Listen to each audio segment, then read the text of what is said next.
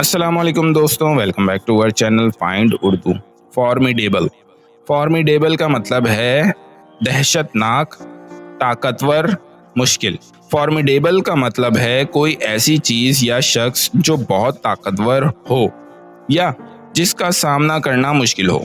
ये अक्सर किसी चैलेंज, ओपोनेंट या किसी ऐसी चीज के लिए यूज होता है जो इम्प्रेस भी करे और डराए भी। The army faced a formidable enemy in battle.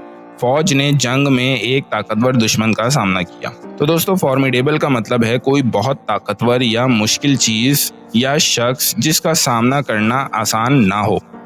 उम्मीद है अब आपको फॉर्मिडेबल का मतलब समझ में आ गया होगा। मिलते हैं नेक्स्ट वीडियो में। शुक्रिया।